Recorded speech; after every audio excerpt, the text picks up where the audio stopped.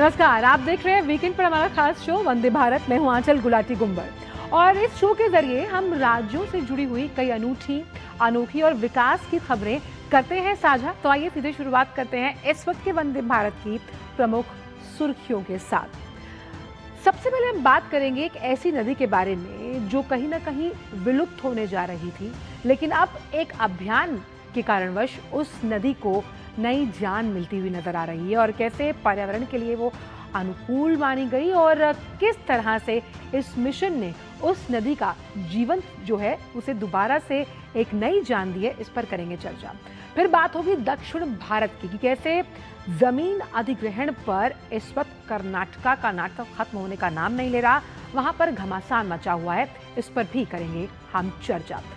साथ ही साथ खुबानी की उड़ान यानी कि लद्दाख की जो खुबानी है उसकी मिठास अब कैसे यूएई की हम कह सकते हैं मिठास को बढ़ावा दे रही है। हम किसानों के सम्मान की भी बात करेंगे, उनकी आजीविका का आय कैसे बढ़ेगा और बढ़ रहा है, इस पर होगी विस्तार से बात। लेकिन सबसे पहले वंदे भारत में आइए अब जानते हैं खोई हुई नदी के बारे में जिसका पुनर्जन्म हुआ। तो कभी सूख चुकी संबल की वर्धमान नदी आज फिर से जीवन की धारा बनकर बह रही है। प्रशासन और स्थानीय लोगों के प्रयासों से करीबन 14 किलोमीटर लंबी नदी का पुनर्जीवन हुआ, जिससे पर्यावरण संरक्षण, सिंचाई और जलस्तर के सुधार की एक नई उम्मीद जगी है। देखिए हमारी इस विशेष रिपोर्ट के जरिए।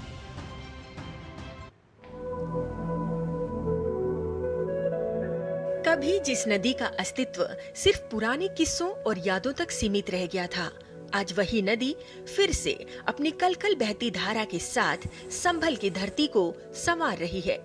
उत्तर प्रदेश के संभल जिले में वर्षों से सूखी पड़ी वर्धमान नदी का पुनर्जीवन विकास, इच्छा शक्ति और पर्यावरण संरक्षण की एक प्रेरणादायक कहानी बनकर सामने आया है।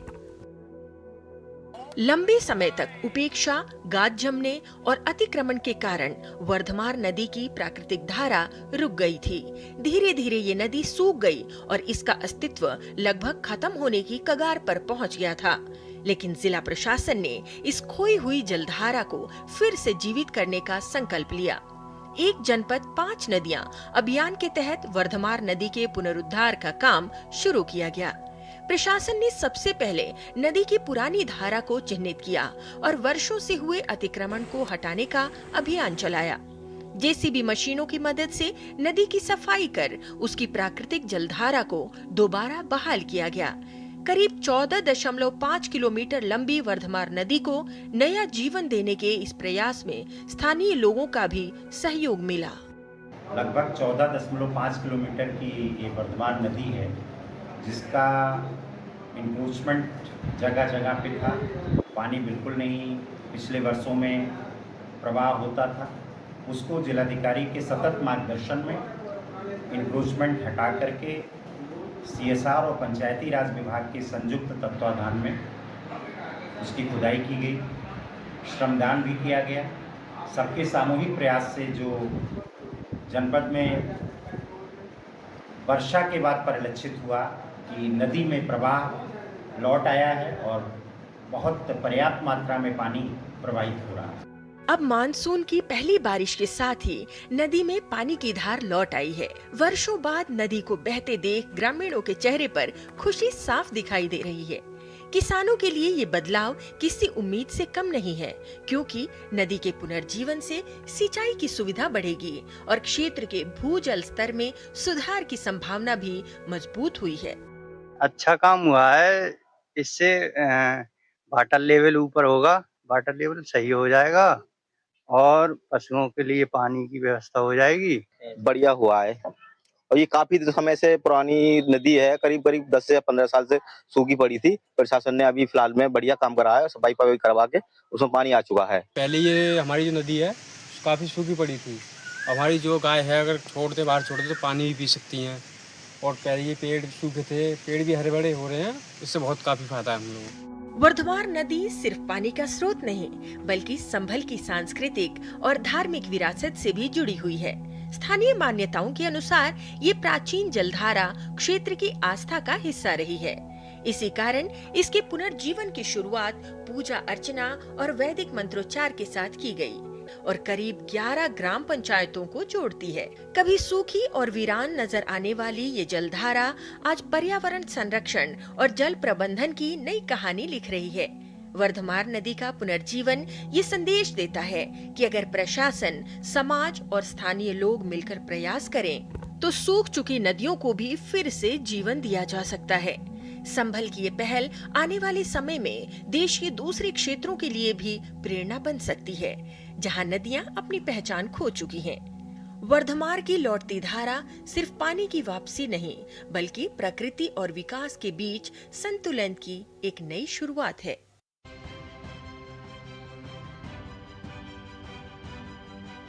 विलुप्त नदी को एक नया जीवन दान मिला है। आइए समझाते हैं। तो पहली बारिश के साथ जब जलधारा बही तो हमने देखा कि कैसे संजीवनी का काम किया गया इस नदी के लिए, और प्रशासनिक जो अभियान चलाया गया उससे ये फायदा होता हुआ नजर आया, जो पुनर्जीवन दिया गया है वर्धमान को। अतिक्रमण से जहां मुक्ति हुई, वहीं कहीं ना कहीं पर्यावरण को लाभ मिला है, और 11 आप समझिए ग्राम पंचायतों से होकर ये नदी गुजरती है। तो वर्धमान नदी का ये पुनर्जन्म कैसे संभल के लिए एक नई मिसाल लिखता हुआ नजर आ रहा है, और इस तरह से जब नदियों का क्रियाकलाप दोबारा किया जाता है, कैसे ये किसानों के लिए जीवनदान साबित होती है, ये भी हम देखेंगे। विकास सिंह इस वक्त लखनऊ से जुड़े हैं। विकास, जब हम प्रकृति के संरक्षण और संतुलन की बात करते हैं और वर्धमान को जिस तरह से पुनर्जीवन दिया गया है, ये बताता है कि कैसे इकोसिस्टम को बैलेंस्ड अप्रोच के साथ रखकर चलने में ही सभी की भलाई है। जी बिल्कुल, और इस भलाई को जान लेना चाहिए कि अगर हम प्रकृति का संरक्षण नहीं करेंगे तो हमारा जीवन भी खतरे में आ जाएगा। ये जो 14.5 किलोमीटर की नदी को पुनर्जीवित किया गया है, ये उन पूरी 11 पंचायतों को एक संजीवनी मिल गई है। चाहे वहाँ के वाटर लेवल की बात हो, चाहे वहाँ पर खेती की बात हो, उनके जीवन से जुड़ी बात हो, पर्यावरण की बात हो। प्रदेश सरकार की ये मंशा है कि एक जनपद 5 नदियों को चलाया गया है। आने वाले समय में इसमें लगभग 375 ऐसी नदियां जो विलुप्त हो चुकी हैं, उनको फिर से पुनर्जीवित किया जाए और जो वाटर लेवल है उसको ठीक किया जाए। हम देखते थे आमतौर पर तमाम सारे प्रदेश में कई ऐसे गांव हैं जहां पर पानी की समस्या हो जाती थी, पीने के पानी की समस्या हो जाती थी, दूषित पानी आ जाता था, जिससे कि बीमारियां भी फैल जाती थी। साथ साथ प्रकृति का संरक्षण भी बहुत जरूरी है। ऐसे में यह अभियान एक बहुत बड़ी चीज है, और इस अभियान में हमने देखा कि जिस तरीके से वहां पर प्रशासन ने साफ सफाई कराई, अतिक्रमण हटाया, और वहां पर प्लांटेशन का भी काम किया गया है नदी के किनारे। और इस बार 15 वर्षों के बाद इस नदी में जब पानी आया, कलखल बहा, तो लोग बिल्कुल भाव विभोर हो गए। और आने वाले समय में इन सभी ग्राम पंचायतों की तस्वीर बदलेगी, लोगों को एक बड़ा फायदा होगा। और ये एक बड़ा उदाहरण है अन्य जगहों पर। अन्य जगह भी प्रशासन कई जगह ऐसे काम कर चुका है। हमने देखा था कि आजमगढ़ अयोध्या के आसपास जो नदी निकलती है, तमसा नदी, उसको पुनर्जीवित किया गया है, काली नदी को पुनर्जीवित किया गया है। ऐसे तमाम नदियां हैं, और इनके संरक्षण पर अब प्रदेश सरकार जोर दे रही है। खासतौर से नमामि गंगे परियोजना के अंतर्गत काफी जोड़ा गया है, कई जगहों पर काम किया गया है, और अन्य जगहों पर ये काम किया जा रहा है। लखनऊ में भी ऐसे काम किए गए हैं। यहाँ पर कुकरेल नदी को पुनर्जीवित करने के लिए मुख्यमंत्री योगी आदित्यनाथ जोर शोर से लगे हुए हैं। तो संभल की ये नदी सबसे बड़ा उदाहरण है कि जब 15 साल बाद फिर से वहां पर पानी आया है और उस आसपास के पूरे एरिया को इसका बहुत बड़ा लाभ होने वाला है। तो बिल्कुल सभी लोगों को ये सोच लेना चाहिए कि अगर उनकी नजर में कहीं ऐसी चीज है जहां पर अतिक्रमण है, जलकुंभियों से ढकी हुई नदी है, जो निकली हुई है, छोटी तालाब है, तो उनको संरक्षित करने के लिए आप सामने आए। आप कब्जा अगर कोई किए हुए तो प्रशासन से कंप्लेंट करें। प्रशासन इस मामले में सख्त है। हमने देखा कि संभल के अंदर ही मुख्यमंत्री योगी आदित्यनाथ के निर्देश के बाद 1000 बीघे जमीन कब्जा मुक्त कराई गई है। तो कब्जे पे तो बेहद सख्त है सरकार, और प्रकृति के संरक्षण के लिए संकल्पबद्ध है। अभी हमने देखा 12 तारीख को 35 करोड़ वृक्ष लगाए गए एक दिन के अंदर। तो प्रकृति के संरक्षण के लिए संकल्प लेना होगा। सरकार तो लेती है, लेकिन आम जनमानस को भी इसके प्रति ध्यान देना होगा। अगर आपके आसपास पेड़ लगाए गए हैं तो उनको भी आप जीवित रखने के लिए क्या कुछ कर सकते हैं वो भी करें, और कहीं पे जहाँ नदियों की धार है उसको रोके नहीं, उस धार को, उस पर गंदगी न डालें, ये संरक्षण बड़ी उनके पुनर्जीवन की कहानी कहता है। क्योंकि विकास, अगर भारत की बात की जाए तो यहाँ नदियों को पूजा जाता है। ऐसे में प्रशासन का रोल नदियों के पुनर्जीवन में एक नया, हम कह सकते हैं उल्लेखनीय प्रगति के साथ वो काम करते हुए मिशन मोड में नजर आ रहे हैं। इसमें प्रशासन की भूमिका बेहद अहम हो जाती है।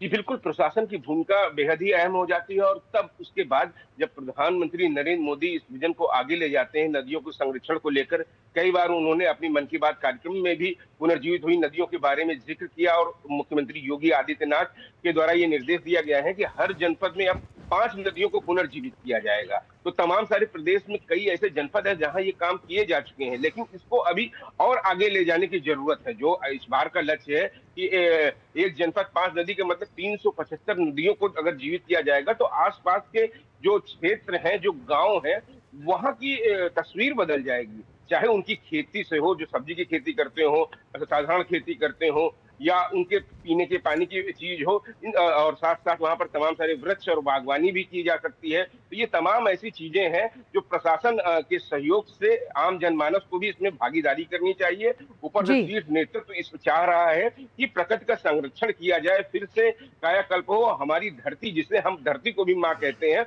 वो श्रृंगार के साथ रहे। नदियां हैं, धाराएं हैं, वृक्ष हैं, यही सब हमारी माता के श्रृंगार है और सजी संवरी रहे हमेशा।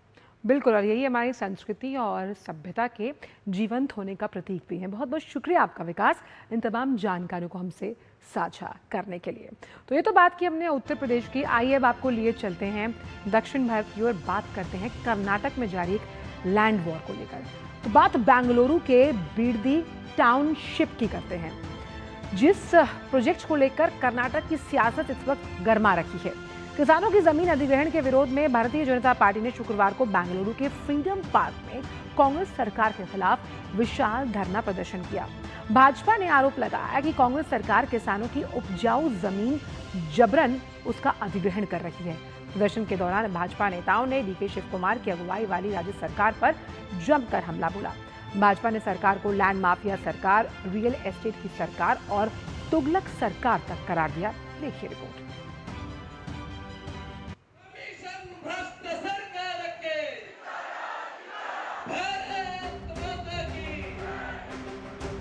लैंड माफिया सरकार, रियल एस्टेट की सरकार, तुगलक सरकार।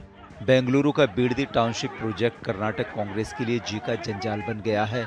ऐसी गले की हड्डी जिसे न निगलते बन रहा है और न ही उगलते। भाजपा कह रही है कि डीके शिव कुमार के नेतृत्व में कांग्रेस किसानों की न सिर्फ अनदेखी कर रही है, बल्कि किसानों की उपजाऊ जमीन का जबरन अधिग्रहण कर रही है। कांग्रेस पार्टी के खिलाफ विरोध जताने और किसानों के प्रति एकजुटता दर्शाने के लिए बीडदी टाउनशिप परियोजना के खिलाफ भाजपा ने फ्रीडम पार्क में शक्ति प्रदर्शन किया और कांग्रेस सरकार के खिलाफ जमकर हल्ला बोला। यहाँ पे जो टाउनशिप प्रोजेक्ट को लेकर भाजपा की जो राज्याध्यक्ष से लेकर विरोध पक्ष के नायक और सभी विधायक यहाँ पर धरने पे भाग लिए हैं। सब लोग यहाँ पे जो कर्नाटका की सरकार आके बीडदी टाउनशिप प्रोजेक्ट जो अक्वायर करने जा रहे हैं लैंड को, वो लोग कह रहे हैं कि ये किसानों की भूमि है, सो आप लोग यहाँ पे अक्वायर नहीं कर सकते हैं। भाजपा नेताओं ने किसानों के हित और कांग्रेस सरकार के खिलाफ हुंकार भरी है और आंदोलनरत किसानों पर दर्ज सभी FIR तुरंत वापस लेने की मांग की है। डीके शिव कुमार का सरकार कौन सा विकास का बात कर रहे हैं? इतना साल हम लड़ रहे थे एक माफिया का विरुद्ध। D K Shivakumar and D K Suresh Bengaluru का बहुत बड़ा लैंड माफिया है। What was the necessary for the state government, Chief Minister DK Shiv Kumar, to register an FIR against those farmers for protesting peacefully?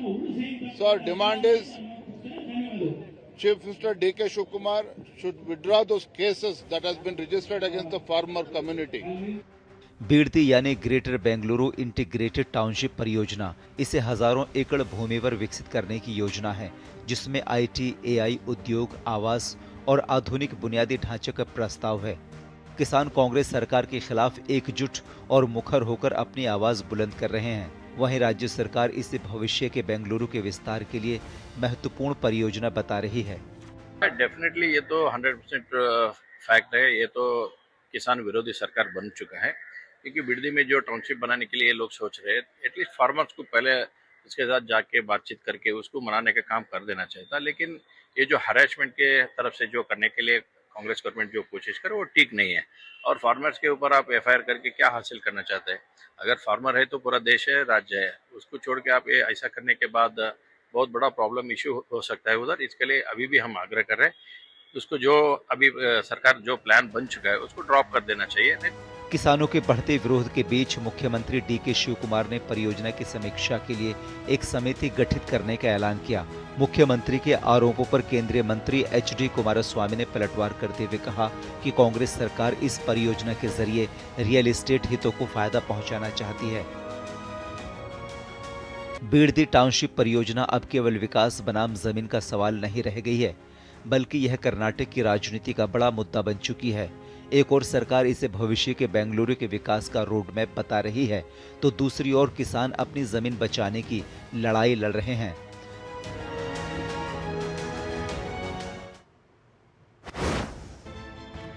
तो ये जो प्रोजेक्ट है ये कर्नाटक सरकार के गले की फांस कैसे बनता जा रहा है, इसी पर ज़्यादा जानकारी के लिए हमारी संवाददाता ज्योति का रुख कर लेते हैं जो इस वक्त बेंगलुरु से मौजूद हैं।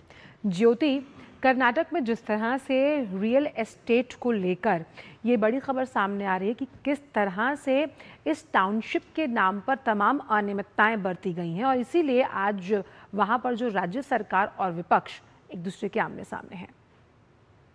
अंचल जी, बिल्कुल जो ये जीबीआईटी मतलब इसको बिड़दी टाउनशिप प्रोजेक्ट ही माना जाता है। ये बिड़दी टाउनशिप प्रोजेक्ट जो है कर्नाटका सरकार इसको एक एआई सिटी बनाने जा रहे हैं, वो भी देश का पहले एआई सिटी। लेकिन एआई सिटी आप वहां पे निर्माण कर सकते हैं, लेकिन क्या है वहां पे जो किसानों की कंसर्न को भी आपको देखना चाहिए। बिड़दी टाउनशिप प्रोजेक्ट के बारे में अगर हम बात करें तो वहां पे 9000 एकड़ जो भूमि है उसको सरकार हड़पना चाहता है, ऐसे भाजपा और जेडीएस का आरोप है। अगर इस बिड़दी टाउनशिप प्रोजेक्ट का थोड़ा हम बैकग्राउंड देखें तो ये 2006 और 2007 में जब कुमारस्वामी मुख्यमंत्री थे उस वक्त इस प्रोजेक्ट को उन्होंने प्रपोज किए थे, बिड़दी टाउनशिप प्रोजेक्ट को। लेकिन उस वक्त उन्होंने किसानों के साथ बैठकर बातचीत की। उस वक्त किसानों ने इस प्रोजेक्ट को लेकर विरोधाभास व्यक्त किए तो उन्होंने उस प्रोजेक्ट को ड्रॉप कर दिया। अभी सिद्धरामैया के जब सरकार थे 2025 में पहली नोटिफिकेशन इन्होंने रिलीज किया, तो उस वक्त से लेकर आज तक वहां पे एक गांव है बैरमंगला कहकर, तो वहां से लेकर 8 या 10 ग्राम के सभी किसान वहां पे रहकर ये धरनी कर रहे हैं, प्लीज हमारी ये जो जमीन है छोड़ दीजिए, क्योंकि कर्नाटका में और भी बहुत सारे जगह में जमीन है जहां पे आप ये एआई टाउनशिप प्रोजेक्ट बना सकते हैं। तो इसी विचार को लेकर भाजपा अभी बेंगलुरु के फ्रीडम पार्क में 2 दिन पहले बहुत मात्र संख्या में वहां पे धरनी कर चुके थे। सरकार को ये भी चेतावनी दिए है उन्होंने, अगर आप इस बिड़दी टाउनशिप प्रोजेक्ट को नहीं छोड़ेंगे तो हम बिड़दी से लेकर बेंगलुरु तक पाद यात्रा करेंगे। तो एक चेतावनी है। तो भाजपा और जेडीएस का जो लीडर्स का कहना है यहाँ पे लैंड माफिया चल रहा है, ये जो सरकार है रियल एस्टेट का धंधा कर रहा है। जब आपने देखा शोभा करंदलाजे की बाइट, उन्होंने सिर्फ यही कहा है कि जो डीके शिव कुमार और डीके सुरेश दोनों भाई मिलकर यहाँ पे लैंड माफिया चला रहे, सरकार ही खुद लैंड माफिया चला रहे। तो वहां पे आपको किसान क्या चाहते हैं? अगर सरकार हमेशा यही कहते आ रहे हैं कि हम किसान की समर्थक है, किसानों के लिए हमारी सरकार है, अगर किसान ही चाहते हैं कि यहाँ पे टाउनशिप प्रोजेक्ट ना बनाए, क्योंकि वहां पे हम विजुअल्स भी देख चुके हैं, जो टाउनशिप है ना, जो बिड़दी है ना, उस गांव में कहीं भी बंजर भूमि नहीं है। सरकार का कहना है कि वहां पे बंजर भूमि है, लेकिन वो हरा भरा है। जो 9000 जो एकड़ है वहां पे बहुत सारे ऐसे क्रॉप्स उगाते हैं और उसी के साथ साथ मिल्क डेयरी प्रोडक्शन है और रेशमे उगाते हैं। सो ये सब है, तो ये सब किसानों के लिए मायने रखते हैं। तो हम कहते हैं कि किसान और जवान देश की जो बैकबोन है, अगर देश की जो बैकबोन का बात ही आप नहीं समझना चाहते, क्या करने जा रहे हैं सरकार? यही एक बड़ा सवाल यहाँ पे खड़ा हुआ है। देखिए, जब किसानों से विरोधाभास व्यक्त हुआ उस वक्त एक्चुअली जो ऑफिसर्स लैंड सर्वे के लिए गए थे उस वक्त ऑब्वियसली किसानों को एक आपत्ति जता हुआ, वहां पे चिंताजनक वातावरण सृष्टि हुआ था। तो इसलिए वहां पे जो किसान थे वो ऑफिसर के खिलाफ वहां पे थोड़ी अटैक किए। तो इसी केस को लेकर सरकार उनके खिलाफ मर्डर के अटेम्प्ट टू मर्डर दूसरे केस के एफआईआर दर्ज लगवाए। अगर आप किसान के प्रति कुछ क्षमता रखते हैं तो किसानों के खिलाफ आप क्यों एफआईआर दर्ज करते हैं? बिल्कुल, आपने बहुत अहम बात की ज्योति, कि जब जिन किसानों के हितों और उनके हितों की रक्षा के समर्थक के रूप में डीके शिव कुमार की सरकार चुनावों से पहले तमाम वायदे कर रही थी। आज कहीं ना कहीं साफ समझ में आ रहा है कि वो उनकी जो इच्छाएं हैं, जो कि राष्ट्रहित से जुड़ी हैं, उनकी अनदेखी कर रही है। बहुत बहुत शुक्रिया आपका ज्योति, इन तमाम जानकारियों को हमसे साझा करने के लिए। और फिलहाल वक्त एक छोटे से ब्रेक का है। ब्रेक के उस पार आपको दिखाएंगे लद्दाख की खुबानी से जुड़ी एक बहुत ही प्यारी खबर। जुड़े रहिए वंदे भारत के साथ। पर्यटन केवल घूमने फिरने तक सीमित नहीं, बल्कि संस्कृति, रोजगार और आर्थिक विकास का मजबूत आधार है। प्रधानमंत्री श्री नरेंद्र मोदी की मंशा अनुरूप और मुख्यमंत्री डॉक्टर मोहन यादव के नेतृत्व में मध्य प्रदेश का पर्यटन अब अंतर्राष्ट्रीय स्तर पर नई पहचान बना रहा है। वसुधैव कुटुम्बकम की भावना के साथ मध्य प्रदेश देश विदेश से आने वाले हर पर्यटक का आत्मीय स्वागत कर रहा है। मध्य प्रदेश आके हमें प्रकृति, संस्कृति और आध्यात्मिकता का अनुभव हुआ।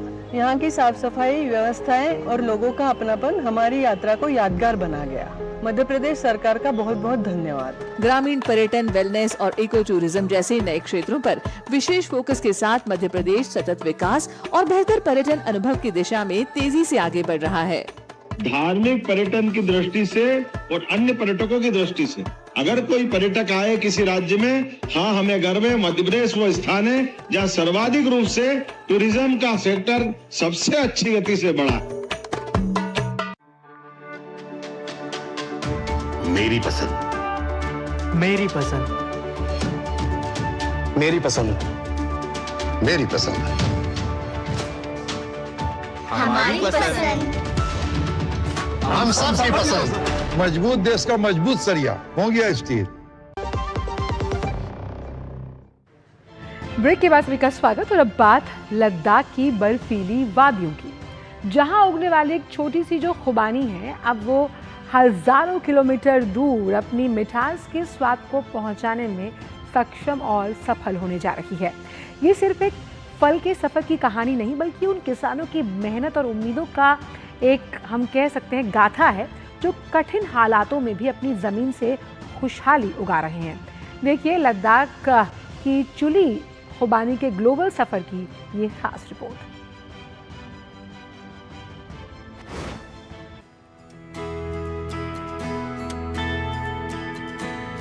लद्दाख की अजीमो खास खुबानी की मिठास अब संयुक्त अरब अमीरात के बाजारों में धूम मचाने के लिए तैयार है। ये सिर्फ एक फल की खेप नहीं, बल्कि हजारों पहाड़ी किसानों के सपनों की नई शुरुआत है। लद्दाख की धरती पर पैदा होने वाली खुबानी अपनी प्राकृतिक मिठास, कम खट्टेपन और औषधीय गुणों के लिए पहले से ही मशहूर रही है। कठिन जलवायु में तैयार होने वाली ये फसल अब अंतर्राष्ट्रीय बाजार में भारत की कृषि क्षमता की नई कहानी लिख रही है। हाल ही में लद्दाख से खुबानी की पहली बड़ी व्यावसायिक खेप यूएई के लिए रवाना की गई।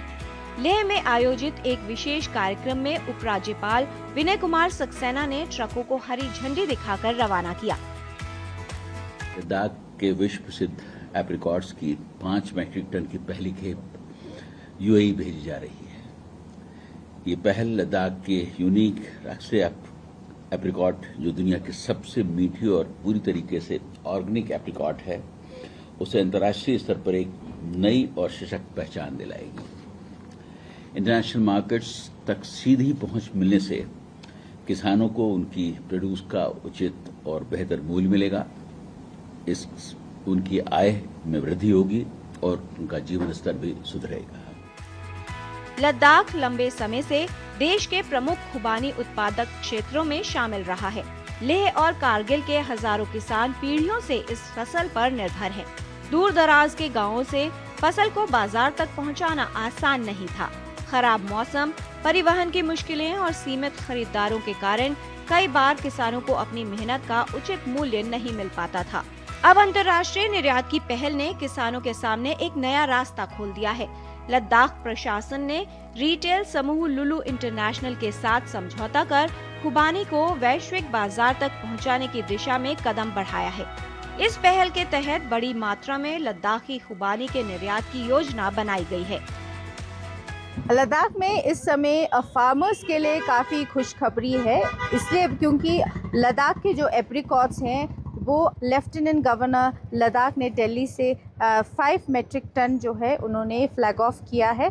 जो एप्रिकॉट 5 मेट्रिक टन जो है वो एक्सपोर्ट हो रहा है दुबई में, और इससे जो है लद्दाख के फार्मर्स को काफ़ी बेनिफिट हो रहा है। बल्कि 2 साल पहले लगभग 15 केजी यहाँ से एक्सपोर्ट होते थे, अब बढ़ चुका है। लद्दाख की खुबानी सिर्फ स्वाद के लिए प्रसिद्ध नहीं है, बल्कि इसमें प्राकृतिक पोषण भी भरपूर मात्रा में पाया जाता है। ऑर्गेनिक तरीके से उगाई जाने वाली ये फसल विटामिन, एंटीऑक्सीडेंट्स और स्वास्थ्यवर्धक गुणों के कारण खास मानी जाती है। स्थानीय लोगों के लिए ये सिर्फ एक फल नहीं बल्कि संस्कृति और जीवन का हिस्सा है। गर्मियों के छोटे से मौसम में तैयार होने वाली खुबानी लद्दाख के गाँव में खुशहाली लेकर आती है। निर्यात को मजबूत बनाने के लिए वाणिज्य मंत्रालय, APEDA और लद्दाख का बागबानी विभाग मिलकर काम कर रहे हैं। उद्देश्य है कि किसानों को बेहतर बाजार, बेहतर कीमत और बेहतर अवसर मिल सके। यहाँ से वहाँ एक्सपोर्ट हुआ है, ये तो बड़ी खुशी की बात है। और यहाँ ये हमारा जो लोकल एप्रिकॉट्स है वो पहले तो सिर्फ भारत में ही मशहूर थे, अभी बाहरों में भी, विदेशों में भी मशहूर हुआ है। ये बड़ी खुशी की बात है। इस पहल के जरिए लद्दाख को एक ऑर्गेनिक कृषि मॉडल प्रदेश के रूप में विकसित करने का लक्ष्य रखा गया है। पहाड़ों में मेहनत करने वाले किसानों को वैश्विक बाजार से जोड़ना इस अभियान का सबसे बड़ा उद्देश्य है। आज लद्दाख की एक छोटी सी खुबानी हजारों किलोमीटर दूर विदेशी बाजारों में अपनी खुशबू बिखेरने जा रही है। ये कहानी सिर्फ एक फल के निर्यात की नहीं, बल्कि उन किसानों की उम्मीदों की कहानी है जिन्होंने कठिन परिस्थितियों में भी अपनी जमीन से सोना उगाया। तो लद्दाख की इस खुबानी की जो मिठास है वो किस तरह से किसानों की आय को बढ़ा रही है, आइए समझते हैं। क्योंकि कहीं ना कहीं ये स्थायी आजीविका के नए अवसर प्रदान कर रही है। अब इसमें जो फाइनेंशियल हेल्प यानी कि वित्तीय सहायता, सब्सिडी दी जा रही है, उससे मदद मिल रही है। और जब किसानों को अपनी उपज का बेहतर मूल्य मिलेगा तो क्या बात है। तो इसीलिए लद्दाख की जो ये खुबानी है, इसकी इस उड़ान की वजह से जो वहाँ का किसान है वो मुस्कुराता हुआ नजर आ रहा है। तो आज हमने आपको वंदे भारत में जिन तमाम राज्यों की खबरें दिखाई, ये अलग अलग विकास की कहानियाँ उस राज्य के बारे में बताती हैं। और हमारी कोशिश इस शो के जरिए यही होती है कि हम इसी तरह की कहानियाँ आप तक लेकर आएँ। आज वंदे भारत में इतना ही। आपसे मुलाकात होगी अगले हफ्ते। तब तक के लिए मेरी पूरी टीम को दीजिए अनुमति। नमस्कार।